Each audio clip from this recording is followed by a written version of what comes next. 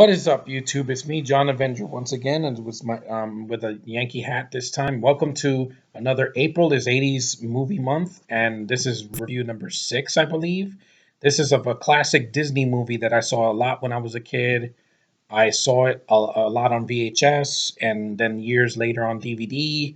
And this is the DVD edition that came out 10 years ago, and is one of my favorite princess movie of the Disney Renaissance, and that is the original Little Mermaid, the Platinum Edition. Yes, I love this movie. I saw this movie when I was a kid, and it didn't turn me into a sissy. I loved Ariel. I thought was one of the most beautiful Disney princesses I've ever seen. That gorgeous voice and that wonderful red hair and her soft eyes, and just Jodie Benson's sultry, voice acting. Just, oh my God, and her singing, just it melted me when I was a kid. I thought Sebastian, very very funny character. He was a lot of fun. Flounder's very cute.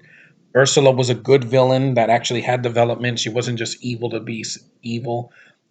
King Triton was a cool Santa Claus looking merman. And it's a basic story, that Ariel wants to go into the real world, and she meets, Prince Eric, and they fall in love, and she barely talks throughout like two-thirds of the film after, you know, if you haven't seen this movie, you should definitely not hear this review because I might say spoilers. I mean, it's over almost 20 years old.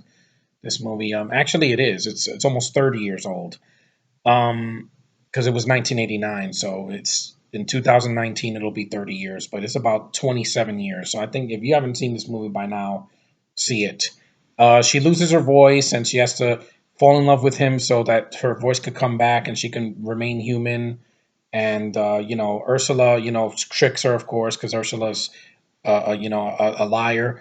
But it's a basic story. I love this version of Little Mermaid. I know the book is like much different, and then Ariel dies. No thanks. I'm not a fan of when my Disney princesses die. It's just depressing. But with the Disney touch, it's a classic movie. I love the songs in this movie. Under the Sea, Part of Your World, just amazing music. And the film's not too long. It's 83 minutes. It's not like some of these Disney movies today are just insanely long. Lone Ranger was almost 2.5 hours. John Carter was almost 2 hours.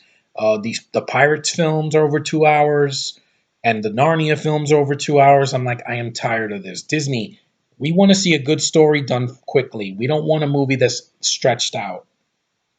Back in the 80s and the early 90s, Disney made short but memorable classic films that didn't need to stretch to 2 hours, because some things that they put in these 2 hour films are too much padding, and it just makes the movie feel way too loaded and just, insanely long, and you could edit a lot of it. But here, it's short, it's sweet, it's to the point, and it's classic hand drawn animation because now, because of Frozen, everything is going to be CGI animation. And that's kind of sad because I think hand drawn animation still looks good.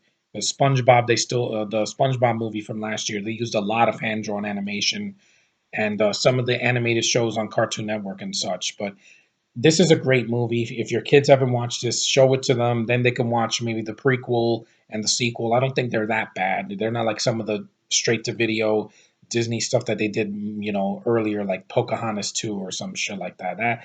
That was terrible. But this is a great movie, and the sequels don't hurt it. Because you could still watch this movie without never watching the sequel or the prequel, and it's still a great film. And I love this movie. It's a part of my childhood. I will cherish it forever. The new one with Chloe Moritz, I might give it a look, but it's not going to top this one.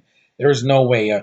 Chloe Moritz is not a singer like Jodie Benson is. She can make melts my heart. She also did the voice of Barbie in Toy Story 2 and 3, and I just love listening to her. I can hear her in any time, and I am so turned on by that. I'm not afraid to admit that because beautiful girl, beautiful voice, beautiful animated underwater film. So that's all I can say. The Little Mermaid is a great animated film from the 80s. Watch it if you haven't. Watch it again if you haven't watched it in years. I will soon because I have such nostalgia for it and I love it. And anyway, thanks for watching, liking, subscribing, commenting. You guys are awesome. I couldn't do these videos without you. I need an audience because, I like to express myself and have some feedback from other people. Not all of it is going to be positive. I know.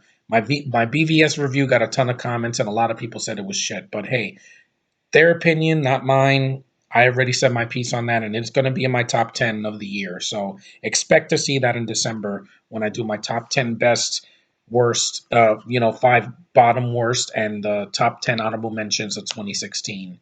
It will all be there, and I'm going to explain why. But anyway, that's not about that. See you in the next one, and have a nice day.